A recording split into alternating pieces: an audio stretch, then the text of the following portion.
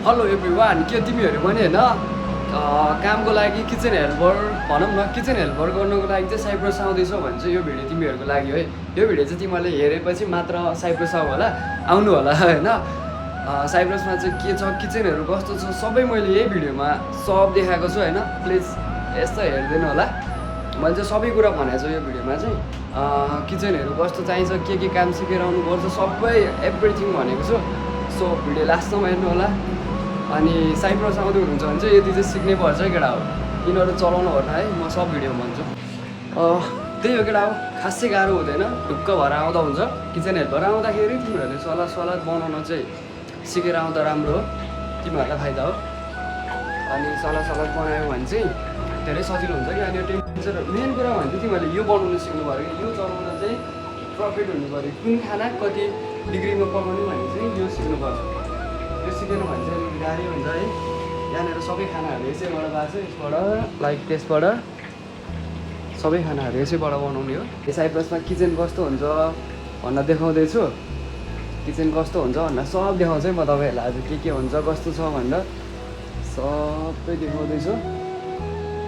अब नेपालबाट आउनुलाई त लाइक हुन्छ नि त, अब किचन कस्तो होला होइन, के गर्ने होला भन्ने हुन्छ नि त। सो त्यसैको लागि हो यो चाहिँ भिडियो चाहिँ। हेर्दै गर्नु है त, के चाहिँ हाम्रो किचन हो, यस्तो छ किचनको चाहिँ यही हालत।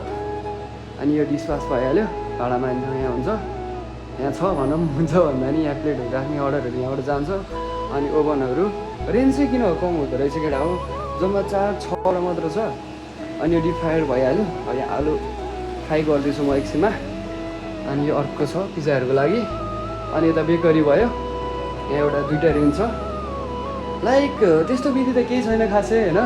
तिम्रो नेपालबाट आउँदा ढुक्क भएर आयो हुन्छ क्या, केही छैन यहाँ। अब मलाई चाहिँ लाग्थ्यो होइन नेपालबाट आउँदा त अलिक खत्रै किचन होला भन्ने लाग्थ्यो होइन, त्यस्तो चाहिँ छैन रहेछ। अनि तिमीहरूको लागि अब किचन हेल्पर आउँदैछौ होइन, अब लाग्छ नि त केही आउँदैन भने यहाँनिर प्रायः ठाउँमा चाहिँ यस्तो हुन्छ है मेनुमा। अब तिमीहरूले के हाल्ने भन्नुहुन्छ नि त, यिनीहरूको ल्याङ्ग्वेजमा अनि त्यसमा इङ्ग्लिसमा पनि छ। यसरी हेर्दै टक टक टक बनाउने हो। किचन हेल्पर आउँछु जेमा आए पनि ढुक्क भएर आउँदा हुन्छ। यहाँ चाहिँ खासै केही गाह्रो हुँदैन। अनि अर्को रह्यो सिजन अफ सिजनको कुरा। अब अफ सिजन चाहिँ लाग्दो रहेछ यहाँनिर। अहिले हेर न, सब सुक्खा छ नि, केही छैन काम, मस्त लाग्ने हो, बस्ने हो। म यता छु है, न ड्रेस दिएको छ। आएको 1-2 महिना भयो म आएको, अनि फेरि खासै धेरै नै भएको छैन। अनि यस्तै छ काम त सजिलो हो, खासै गाह्रो छैन। बुफे लाग्दा यो भयो।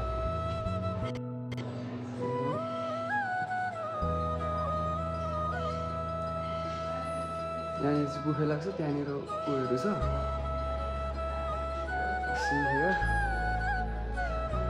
यस्तै छ,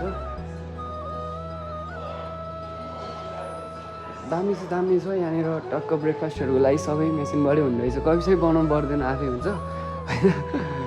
अनि त्यसपछि अरू किचन भने त यही भइहाल्यो है त। ल नेपालबाट आउँदा ढुक्क भएर आउँदा हुन्छ, ढुक्क, केही गाह्रो छैन, सब नेपाल जस्तै हो। विदेशाको जस्तो लागेको छैन हौ मलाई त। ल अनि यहाँ आलु भइसक्यो, अब यसलाई टक्क निकाल्ने अनि यो हाल्ने हो। अब भर्खर एउटा भाँडा खोज्नु पर्ने हुन्छ मैले यहाँ निकाल्नु।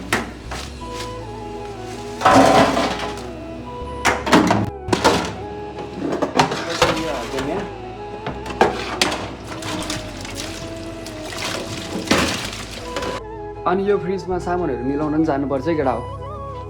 अब माथि के राख्ने तल के राख्ने भन्ने हुन्छ। यो टक्क भेजिटेबलहरू एक ठाउँमा यसरी केटा हो। साइप्रस आउँदा चाहिँ यो गल्ती चाहिँ नगर है, तिमीहरूलाई धेरै घाटा हुन्छ। कन्ट्र्याक्ट साइन गर्ने बेला चाहिँ तिमीहरूले चाहिँ सबै कुरा हेरेर चेक गरेर अनि मात्र कन्ट्र्याक्ट साइन गर, नत्र यस्तो गाह्रो हुन्छ नि केटा हो होइन। तिमीहरूलाई ब्रेक ड्युटी छ भने भए अनि लाइक स्यालेरी कम भयो त्यो बढ्छ भन्ने आश छैन है यहाँनिर। तिमीहरूलाई यहाँनिर होटेलले 1200-1300 रुपियाँ तिरेर हुन्छ किचन हेल्परमै आउँदा पनि। त्यही भएर तिमीहरूले वहीँनिर पहिल्यै सोधेर स्यालेरी यति भए जान्छु यति भए जाँदिनँ भनेर चाहिँ कुरा गरेर आउँदा ठिक हुन्छ। अनि ब्रेक ड्युटी भन्दा थाहा छ नि के हुन्छ, बिहान ब्रेकफास्टमा पनि लाउँछ होइन, 4 घन्टा ब्रेक, अनि त्यसपछि डिनरमा पनि लाउँछ भनेपछि त गाह्रो पर्छ नि त। अनि त्यही भएर त्यो हेरेर आउनुपर्ने हुन्छ। अरू भनेको चाहिँ हाम्रो के हेर्नुपर्छ भने तिमीहरूले चाहिँ किचन हेल्पर आउँदा चाहिँ लाइक सलादहरूको चाहिँ सबै कुरा आउनु पऱ्यो क्या। यो ग्रिक सलादहरू हुन्छ, चिकन सलादहरू हुन्छ, यिनीहरूको बारेमा चाहिँ थाहा हुनु पऱ्यो। नर्मली भने यिनीहरू अरू धेरै सलाद हुन्छ। अनि त्यसपछि पोक चपहरू अलिक धेरै चल्दो रहेछ। यस्तै चाहिँ केटा हो। मेरो काम चाहिँ यस्तो भइरहेछ है।